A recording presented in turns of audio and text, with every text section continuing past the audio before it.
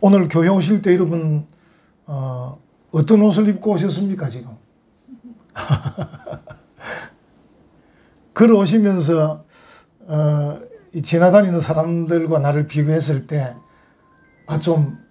내가 좀 다르구나, 좀 틀리구나, 뭐 이런 것 느낀 것 있습니까? 아니면 이제 성경 찬송을 이렇게 옆에 끼고 오셨습니까? 이렇게 걸어오실 때.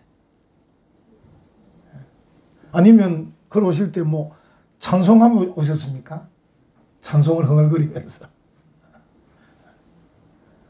제가 묻는 이유는 사람들이 봤을 때 저 사람은 예수 믿는 사람이구나, 저 사람은 교회 가고 있구나, 표정을 봐도 그렇고 뭐 입술을 봐도 그렇고 그리고 입은 옷을 봐도 좀 다르다, 이런 평가를 우리가 받을 수 있는가, 그것을 물어봤습니다.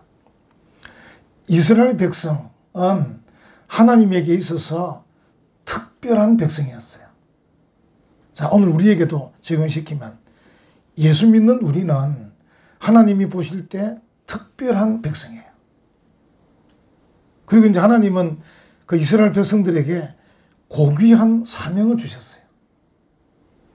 하나님을 높이고 다른 사람들을 사랑하고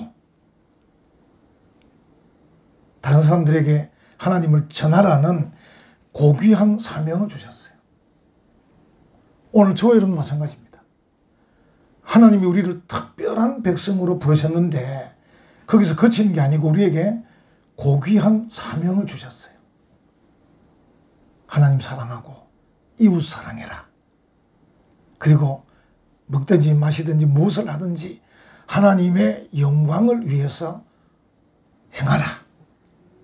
이런 고귀한 사명을 주셨어요. 그러다 보니까 하나님은 이제 그 이스라엘 백성들 이제 나라를 건설해야 되고 이렇게 뭔가 좀 추진해야 될 그 백성들에게 이 뭔가 좀 혼합되는 걸 경계하셨어요. 오늘 본문도 읽으셨지만 이 씨앗을 뿌리는 일에도 혼합하지 말고 동물을 함께 이렇게 한 생기에 묶어서 농사 짓는 거기도 동물들을 섞지 말고 옷을 입을 때에도 이 실을 좀 섞어 짜지 말고 이렇게 혼합하지 마라. 그러면서 이제 무엇인가 다른 사람들과 영적 구별이 있어야 한다. 이렇게 말씀하고 계신 거예요. 여러분과 저를 이제 보통 성도라고 하는데 우리가 다른 사람보다 더 거룩해서가 아닙니다. 성도라는 말에는 다른 사람과 구별되다, 이런 뜻이 들어있는 거예요. 이제 혹 이런 경우에 여러분들이 이제 이런 고민도 하실 거예요. 내가 은혜와 평강교회 다니는 성도고 또 어떤 분은 내가 집사인데 사람들이 날 어떻게 볼까? 교회 다닌다 말하지 말까? 그냥 이런 마음도 가지실 거예요. 걱정할 필요 하나도 없어요. 물론 우리가 점점 말과 행동에서 성화되어 가야 되지만 우리의 말과 행동 때문에 우리가 성도인 것은 아닙니다. 하나님이 나를 택하고 부르셔서 성도인 것이고 내가 여러모로 많이 부족해도 예수 그리스도를 구주로 믿기 때문에 성도인 것입니다. 할렐루야. 그래서 여러분 두려워할 필요도 없고 근심할 필요 없습니다. 저 같은 경우도 늘 말씀드리지만 제가 만약에 이 나의 인격으로 이 변성규 목사라는 사람이 인격으로 존경을 받으려면 힘들 겁니다. 뭐 노력은 제가 하지만 그 여러 가지 좀 변화무쌍하기 때문에 우리 목사님은 존경할 만하다가 존경하지 못할 만하고 이렇게 됩니다. 그런데 목사이기 때문에 하나님이 세우신 목사이기 때문에 존경해야 됩니다. 여러분들이. 바로 그것입니다. 하나님이 우리를 택하고 부르셨기 때문에 우리가 거룩한 성도이지 내가 인격이 남보다 더 출중하고 내가 남보다 더 뛰어난 면이 많아서 성도인 것은 아닙니다. 하나님은 이스라엘 백성들을 특별히 부르셨고 또 그들에게 이제 고귀한 사명을 주셨어요. 그리고는 너희가 혼합, 다시 말하면 그 당시 이교도들, 이 주변에 있는 그 이방인 이교도, 우상을 숭배하는 그 이교도들의 어떤 그 신앙, 또 그들의 그 어떤 관행, 이런 것들에 너희가 섞이지 마라. 오늘 저와 여러분으로 말하면 우리가 세상 사람들, 요즘 보면 인본주의에 얼마나 물들어 있습니까? 그 인본주의에 근거해서 이런저런 악법들을 만들기도 하고, 인본주의에 근거한 그 자본주의, 심지어 민주주의까지도 인본주의에 근거한 민주주의, 이런 것들 때문에 기독교적 가치관이 얼마나 많이 훼손되는지 모릅니다. 우리가 하나님의 말씀대로 살기가 얼마나 어려운지 모릅니다. 그런 우리에게 비록 어렵지만 너희가 영적 구별을 할 수 있도록 그런 좀 외모, 그런 마음, 그런 삶을 살아라, 이렇게 말씀하고 계십니다. 한번 본문을 다시 보시면 신명기 22장 9절에 보면 이 씨를 뿌리는데 두 종자를 섞어 뿌리지 마라. 물론 이 농사 짓는데 뭐 일부러 두 종자를 섞어 뿌려야 될 뭐 일이 있는지는 모르겠습니다. 어쨌든 이스라엘 백성들에게 교훈을 주기 위한 거니까 두 종자를 섞어 뿌리지 마라. 아마 한 종자를 제대로 잘 뿌려야 아마 수확도 많을 겁니다. 근데 설사 두 종자를 섞어 뿌리는 것이 수확이 더 많을 수도 있을 수 있습니다.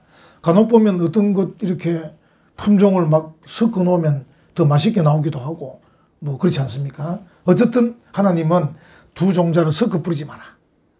그 뒤에 보시면 그리하면 네가 뿌린 씨의 열매와 포도원의 소산을 다 빼앗길까 하노라. 이게 무슨 말입니까? 예를 들어서 두 종자를 섞어 뿌렸어요. 소출이 많았어요. 하나님은 혼합된 그런 농사 기법으로 지은 것 안 받으신다, 이런 뜻입니다.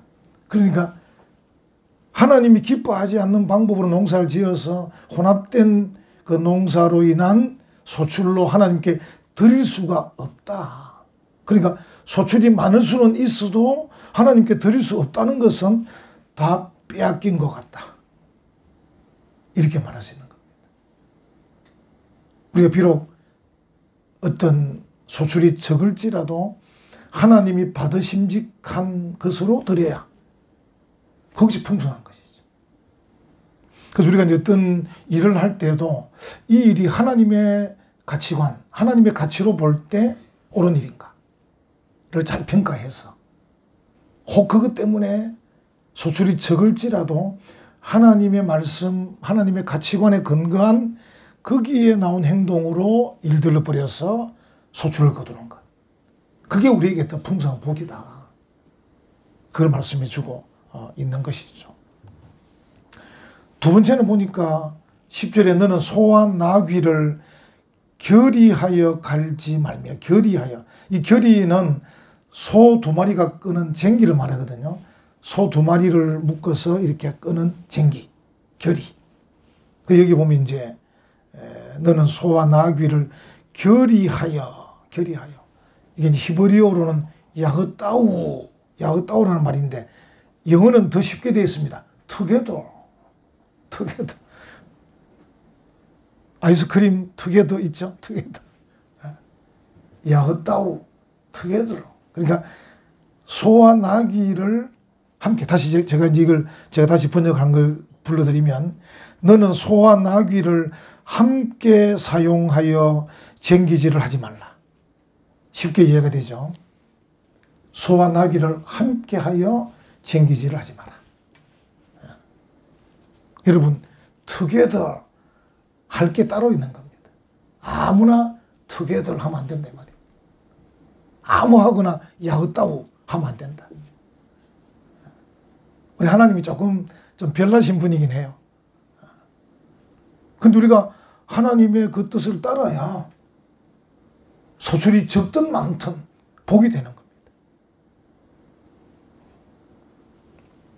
예수 그리스도께서 이 땅에 계실 때 많은 사람과 어울리셨죠. 누구도 만나셨어요. 누구도 만나시지만 교제는 아무나 하고 안 하셨어요. 한번 생각해 보셔요. 예수님 바리새인도 만납니다. 사두개인도 만납니다. 서기관도 만납니다. 세리도 만납니다. 창녀도 만납니다. 병자도 만납니다. 다 만납니다. 다 만나는데 하나님의 나라를 전한다든지 교제할 때 보면 예수님이 사람을 가려가면서 교제합니다.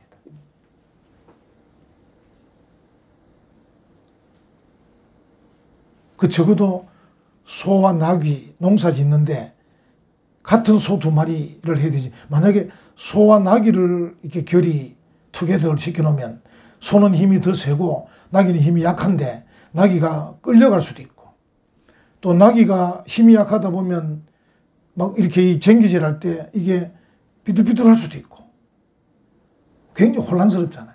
힘이 비슷한 소 두 마리를 결이 투게더를 해줘야 쟁기질이 잘 될 거 아니에요. 그 우리가 사람들을 다 만날 수 있어요. 예수 믿는 사람이 우리가 누구든지 만날 수 있습니다. 그런데 교제는 다릅니다. 다시 말하면 쟁기질 할 때는 다른 거다 이 말입니다. 반가워. 너도 소구나. 나도 소다. 너는 나귀네. 이렇게 할 수 있습니다. 근데 쟁기질 할 때는 소 이리 와. 소와 소끼리 하자. 이렇게 한다는 말입니다. 우리 아이들 이해가 되는지 모르겠습니다. 예수님께서 많은 사람을 만나시고 교제하시면서 어떻게 보면 원칙이 두 가지인데, 하나는 하나님의 말씀으로, 하나는 사랑으로 이렇게 하셨어요. 예수님의 교제의 원칙입니다. 하나님의 말씀으로, 사랑으로. 그러면서 교제의 폭은 좁아지더라도 교제할 사람들과 교제했습니다. 예를 들어서 이제 부자 청년이 왔어요. 예수님께 찾아왔어요. 예수님 어떻게 하면 영생을 얻겠습니까? 예수님께서 이렇게 저렇게 물은 게 그것도 1번도 하고 2번도 하고 3번도 하고 4번도 하고 다 잘했습니다. 근데 5번은 못하겠습니다. 하고 이 청년이 돌아가 버린 거예요. 교제가 더 이상 진척이 안 되는 거예요. 그렇죠? 예수님은 사랑으로 합니다. 그렇지만 하나님 말씀의 원리에 따라 이야기합니다. 결국은 어디에만 걸리는 겁니다. 그 사람하고는 깊은 교제를 못 나누는 거죠. 그래서 어울리지 않는 짝지우면 안 되고, 그래서 여러분 제가 그래서 자주 말씀드리지만 친구를 잘 사귀어야 돼요. 우리가 모든 사람은 다 사랑할 수 있습니다. 다 사랑하고 또 만날 수도 있습니다. 그러나 하나님의 말씀 안에서 제대로 된 교제, 코이노니아는 가려가면서 하는 거죠. 그래야 같이 쟁기질을 할 수 있는 거예요. 안 그러면 삐뚤삐뚤. 내가 가고자 하는 그 목표, 내가 가고자 하는 그 길의 진행 과정을 바르게 가지 못하는 거예요. 우리가 바르게 가야 될 거 아니에요. 우리는 뭐로 가도 서울만 가면 되는 사람들이 아니고 가는 길도 좋아야 돼요. 목표도 좋고 길도 좋아야 돼요. 방법도 좋아야 돼요. 마음 씀씀이도 좋아야 돼요. 다 좋아야 돼요. 그래서 뭔가 좀 맞아야 돼요. 투게더 할 수 있어요. 투게더. 아이스크림 드실 때마다 꼭 생각하십시오. 야, 어따우. 히브리어 생각하시고. 적어도 투게더 아이스크림을 먹으려면 그 정도 말씀은 알고 먹어야 된다.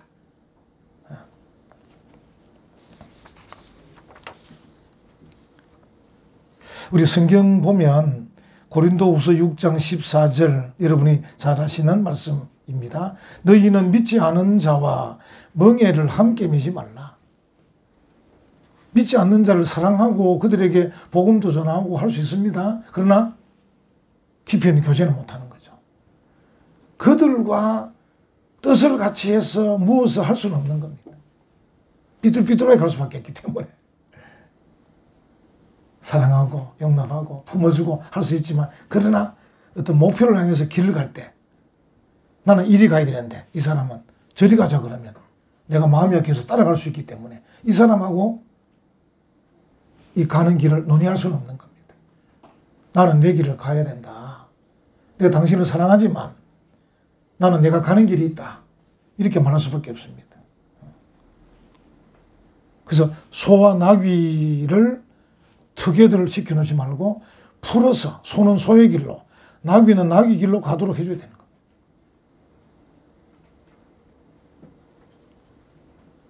어떻게 보면 내가 그 사람을 사랑하기 때문에 뭐 따라가 줘야 되나 이렇게 할 수 있는 게 아닙니다.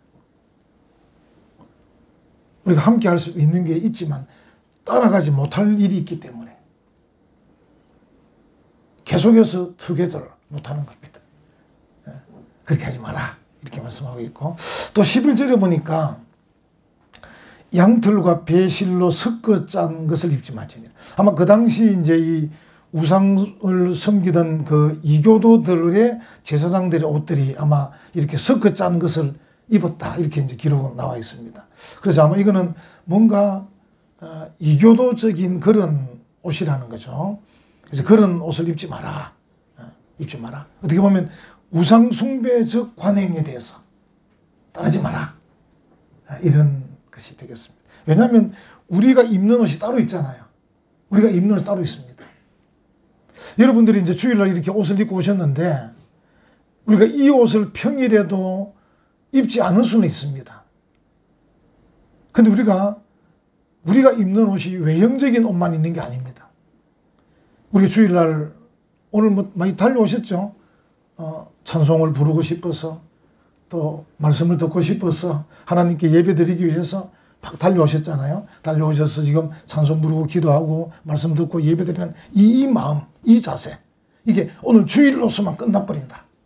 그래서 오늘 입은 옷은 벗어버리고 또 내일부터는 다른 옷을 입고 나가서 아무렇게나 말하고 아무렇게 행동하고 이렇게 하지 마라 그 말입니다. 이 섞어 짠다는 말이 그런 거예요. 우리가 입는 옷은 주일에뿐 아니라 평일에도 그 옷을 입고 다녀야 된다. 외형적 옷을 말하는 게 아닙니다. 주일날 우리가 좀 깨끗하게 세탁을 하고 깨끗하게 다려서 이제 주일날 옷을 입는데 이 옷을 평일도 입으라는 뜻은 아니고, 그런 것처럼 주일날 그렇게 마음을 먹고 옷을 입고 예배드린 것처럼 평일에도 나는 예수 그리스도의 제자다. 나는 하나님의 아들, 딸이다. 나는 천국 가는 사람이다. 나는 하나님께 특별한 사랑을 받고 하나님께 고귀한 사명을 받은 자다. 이런 마음으로 살아가는 거죠. 그래서 주일날과 다를 바가 없는 그런 옷을 입고 살아가라. 섞지 마라. 그런 뜻입니다. 우리가 참 입는 이 모든 것들이 외형적인 것뿐 아니라 뭐 내면적인 것까지 다 포함해서, 계시록 19장 8절에 보면 성도들의 옳은 행실인 빛나고 깨끗한 세마포, 그죠? 우리가 이제 어떤 이 세마포 옷을 입는다 할 때 이 옷이라는 게 외형적인 것이라기보다는 성도들의 옳은 행실, 그죠? 그 마음과 행동, 그것이야말로 우리가 입는 세마포 옷이다. 사람들이 우리를 볼 때 이제 보는 거죠. 우리의 표정이든, 우리의 말이든, 행동이든, 마음 씀씀이든 다 보면서, 야, 저 사람들은 뭔가 생각이 다르고, 마음이 다르고, 표정도 다르고, 뭔가 달라. 하나님의 구별된 백성이구나. 이렇게. 아마 여러분 중에서 이제 가족들과 다 같이 교회 나오지 않고 혼자 나오시는 분이 계실 수 있는데, 이 혼자 나오시는 분들이 조금 은혜를 받고 열심을 내면 꼭 나오지 않는 가족이 꼭 시비를 겁니다. 그냥 우리 옛날에 우리 집사님처럼 문화센터 가듯이 가면 시비를 안 거는데 정말 교회 가듯이 딱 가기 시작하면 그때부터 당신 요즘 이상해, 광신자가 될 것 같아 하고 시비를 걸기 시작합니다. 시비를 걸 때는 어떻게 하라? 기뻐하라. 너희가 여러 가지 시험을 당하거든 온전히 기쁘게 여기라. 기쁠 일입니다. 기쁠 일. 아, 이거 뭔가 내가 성장했구나. 내가 뭔가 남편 보기에, 아내 보기에, 가족들 보기에 좀 달라졌구나. 그런 뜻이잖아요. 다르지 않으면 안 건드립니다. 대충 다니고 이러면 안 건드립니다. 조금 열심을 내려 그러면 이제 그때부터 시비를 겁니다. 평소에 다른 것은 다 잘해주는데 교회 가는 일에는 쌍심지를 키우고 탁 시비를 겁니다. 그때 여러분들이 어떻게 하라고요? 기뻐하라. 할렐루야. 기뻐하라. 야고보서에 나와 있지 않습니까? 온전히 기쁘게 여기라. 여러분들 한번 실천해 보세요. 예를 들어서 이제 전에 자주 말씀드린 우리가 어떤 일에 좀 내가 무시도 당하고 멸시도 당하고 막 그럴 때가 있잖아요. 그때 속으로 은근히 기뻐하면 됩니다. 야, 이 좋은 기회다. 하나님이 나를 더 챙길 기회다. 저같이 목사는 유혹을 많이 받습니다. 목사는 이런저런 칭찬도 들을 수도 있고 또 성도들의 입에 발린 소리라도 막 목사님 들을 수 있어요. 그게 도취할 수도 있습니다. 근데 이제 어떨 때는 이 사람들이 목사를 무시하나? 이럴 때가 있어요. 그때 제가 속으로 은근히 좋아합니다. 그래, 무시해라. 그건 네 복이고 나는 하나님께 받을 게 있다. 그 성도들은 그런 겁니다. 그래서 걱정하지 말고 그런 일이 일어나면 내가 뭔가 말과 행동에서 좀 성장하고 달라졌구나. 이런 생각을 하시면 될 것 같아요. 그래서 우리는 항상 이제 예를 들어서 여러분과 제가 이 신약 시대로 말하면 우리가 지금 이 시대 제사장들이에요. 이 시대 선지자입니다. 이 시대 왕입니다. 우리가 왕복을 입고 제사장복을 입고 선지자복을 입고 있는 겁니다. 우리가 주일에뿐 아니라 평일에도 입고 다니는 겁니다. 입고 다니는 겁니다. 그래서 사람들에게서 뭔가 지적을 받든 뭔가 비판을 받든 뭔가 좀 핍박을 받든 받을 수 있는데 그걸 두려워하지 마십시오. 만약에 그런 일이 있으면 내가 지금 옷을 제대로 입고 다니는 모양이다. 그들이 봐도 표시가 안 나는 옷을 입고 다니면 아무 말도 안 할 때는 별로 좋은 건 아니다. 있는 듯 없는 듯 하는 것보다는 저 같은 경우에 만약에 어디 식당이나 어디 가게 갔는데 아무 말도 안 했는데 주인이 혹시 목사님이십니까? 이러면 제일 좋은 거잖아요. 그냥 뭐 스포티하게 입고 왔는데 목사님이십니까? 제 속으로 내가 표정이 좋았구나. 인상이 좋았구나. 또 그것도 말 안 하면 앉아가지고 기도를 오래 하는 거지. 기도를 오래. 억지라도 오래 하고 있으면 주인이 저 목사구나. 목사이면 열심히 예수 믿는 집사구나. 이렇게. 그게 좋은 겁니다. 뭐 기도하는 동 마는 동 하는 것보다는 오래 해버리는 거지. 그냥 오래 앉아가지고. 우리가 입을 벌려 전도하기 힘들면 기도라도 오래 해라. 어디 가서 그냥 기도라도 오래 해라. 한참 숙여서 누군가 시비를 겁니다. 당신 예수쟁이요. 이래 묻든지 뭐 한데 기도를 오래 하노? 이러든지 시비를 딱 걸면 그 시비 거는 사람에게 내 속에 있는 소망에 관한 이유를 설명해 주는 거지. 내가 왜 기도 오래 했는지 아느냐? 이렇게 이제 그렇게라도 하는 게 좋죠. 안 그러면 뭐 자신 있게 얘기하든지 얘기를 못 하겠거든. 상대방이 시비 걸도록 하는 거죠. 시비 걸도록 자꾸 그냥. 혹시 무슨 일이 또 있을 때 양보할 일이 있을 때 양보를 자꾸 해주는 거지. 이상한데 양보할 일이 양보를 자꾸 해줘. 당신 예수 믿어? 어떻게 알았어요? 양보하는 거 보고 알았지. 이렇게. 뭔가 하여튼 우리가 우리 입은 옷을 나타내야 돼. 내가 지금 이 시대의 왕임을, 이 시대에 내가 제사장임을, 이 시대의 선지자임을 나타내야 되는데 정말 세례요한처럼 예수님처럼 입을 벌려 외치도 좋지만 그게 만약에 어려우면 그냥 그런 행동을 그냥 말없이라도 어쨌든 그들에게 이상하다. 저 사람 이상하다. 안 맞는 생각도 이상하다. 표정이라도 밝게. 우리 교회 표어가 뭡니까? 주 안에서 기뻐하는 교회. 항상 표어대로 기뻐. 저 사람 도대체 왜 기뻐하는지 몰라. 월급도 적고 사는 것도 별로 풍족한 것 같지도 않은데 얼굴이 늘 기뻐, 밝아. 왜? 이유가 뭘까? 이런 식으로. 왜냐하면 우리가 아는 고린도전서 3장 16절 너희가 하나님의 성전인 것과 이렇게. 우리가 하나님 성전인 거지. 그 주일날만이 아니고 평일날에도 우리가 걸어 다닐 때 하나님의 성전이 걸어다니는 것입니다. 그래서 늘 여러분들이 좀 조심은 하십시오. 걸어다닐 때 사람들이 나를 보고 있다.